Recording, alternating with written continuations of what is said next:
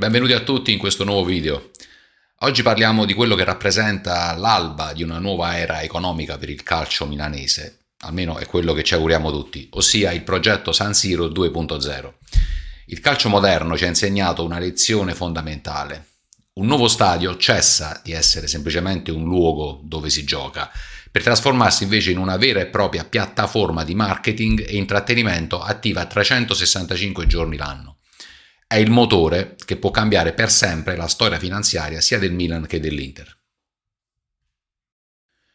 Tutto ha avuto un'accelerazione decisiva il 5 novembre 2025, quando Milan e Inter hanno rogitato col Comune di Milano, diventando ufficialmente proprietari dell'area e dell'impianto. L'obiettivo è costruire il nuovo impianto nel Parco dei Capitani con la successiva demolizione parziale del vecchio San Siro, di cui resterà in piedi solo una parte della curva sud. Come ha sottolineato il presidente Scaroni, non stiamo parlando solo di un campo di erba, ma di un ecosistema. Sorgeranno infatti un albergo, un centro commerciale, le sedi dei due club e una vasta zona sportiva. Una trasformazione radicale da semplice impianto a distretto vivo tutto l'anno. Ma come si traduce tutto questo in soldi veri per i club? La risposta sta in quello che possiamo definire l'effetto volano. Uno stadio iconico e all'avanguardia garantisce una visibilità globale che va ben oltre le classiche 25 partite casalinghe. Questo eleva immediatamente la percezione del brand a uno status premium. Il concetto chiave è che uno sponsor non paga più soltanto per mettere il proprio logo sulla maglietta, ma paga per associarsi a una icona architettonica mondiale, cioè il nuovo impianto. E i club, ovviamente, alzano il prezzo. Per capire l'impatto reale, dobbiamo guardare a chi ci è già passato. Il primo benchmark è il Bayern Monaco, che ha trasformato l'Allianz Arena in un vero e proprio profit center. Centralizzando la gestione dell'hospitality e del merchandising, i bavaresi hanno raggiunto un traguardo impressionante. I loro ricavi commerciali, arrivati a circa 240 milioni di euro, hanno superato di gran lunga i ricavi televisivi. L'Allianz Arena funge da vetrina di pregio capace di attrarre partner premium come Audi, Adidas, Telecom a cifre inarrivabili per altri. Un altro esempio clamoroso è il Tottenham, che ha puntato tutto sul modello di entertainment venue. Il loro stadio è stato progettato per essere polifunzionale, ospitando partite della NFL e concerti di star globali come Beyoncé. Dopo l'apertura, i ricavi commerciali sono schizzati a 183 milioni di sterline, ma l'impatto più evidente si è visto con lo sponsor di maglia AIA.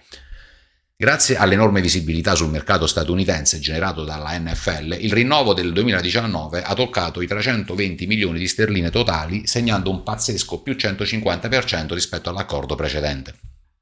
Infine, non possiamo non citare l'Arsenal, pioniere assoluto nel 2004. I Gunners utilizzarono il progetto del nuovo stadio come asset di garanzia per siglare uno storico pacchetto unico da 100 milioni di sterline con Emirates, che includeva sia i naming rights, ovvero i diritti sul nome dello stadio per 15 anni, sia lo sponsor di maglia per 8 anni. Senza la promessa del nuovo impianto, l'Arsenal non avrebbe mai potuto strappare quelle cifre. Torniamo ora a Milano. Cosa prevedono i numeri del nuovo impianto di Milan e Inter? Parliamo di una capienza totale di 71.000 posti, di cui ben 13.000 dedicati al settore VIP e premium. Il target è chiarissimo: clientela corporate e turismo internazionale.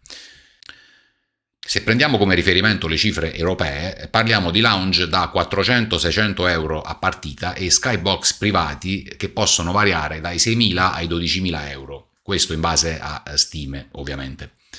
L'obiettivo per questi settori premium è un'occupazione del 95-100%. Tutto questo innescherà un salto di qualità senza precedenti sui ricavi diretti da match day.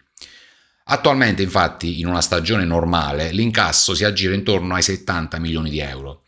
Con il nuovo stadio, stimando 25-23 gare casalinghe e un incasso medio di 7-8 milioni a partita, la proiezione schizza a 150-160 milioni di euro. Stiamo parlando di un incremento netto, immediato, di circa 80 milioni di euro a stagione per ciascun club, solo dalla biglietteria. Questo da un lato, ma oltre alle partite c'è la miniera d'oro dei ricavi extracalcistici attivi 365 giorni l'anno. La cessione dei naming rights dovrebbe portare tra i 10 e i 15 milioni di euro per club, mentre gli eventi extra come i grandi concerti aggiungeranno altri 10-15 milioni. Infine, museo e retail, attivi tutti i giorni, frutteranno un'ulteriore quota simile. In totale parliamo di 30-50 milioni extra. Attenzione però a un dettaglio finanziario cruciale.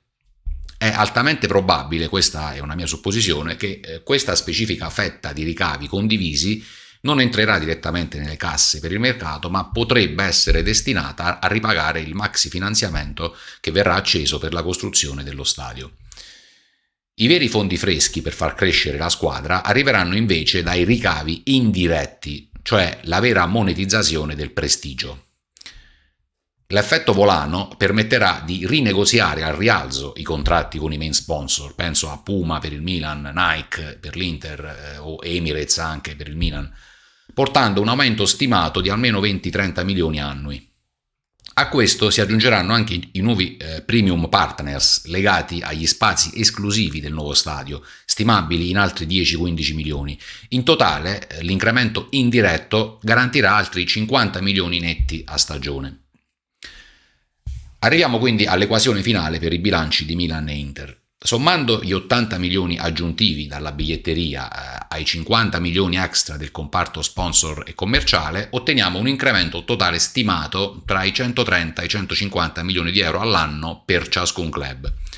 E la cosa più interessante è che questa cifra sarà destinata a crescere negli anni successivi, proprio grazie al circolo virtuoso che si innescherà tra i partner commerciali che faranno a gara per entrare all'interno del nuovo impianto di Milan e Inter. Ma qual è l'obiettivo strategico finale di tutta questa operazione? Ovviamente chiudere o tentare di colmare quello che è il gap con l'elite europea. Oggi i top club della Premier League o il Real Madrid viaggiano tra gli 800, 900, addirittura il miliardo di fatturato, mentre le milanesi sono ferme a circa la metà. Non potendo contare sui faraonici diritti TV inglesi, l'unica strategia per poter competere e quindi arrivare anche a 650-700 milioni di fatturato è replicare l'efficienza del modello Bayern Monaco. Specialmente oggi, con il tramonto definitivo del progetto Super League, lo stadio di proprietà rimane ormai l'unico strumento reale per competere ai massimi livelli. In conclusione, il nuovo stadio per Milan e Inter non è semplicemente un'infrastruttura più moderna o una semplice opzione buttata lì sul tavolo. È una vera e propria leva strategica assolutamente indispensabile. È la chiave per la sopravvivenza sportiva e per gettare le basi del dominio economico nel calcio futuro.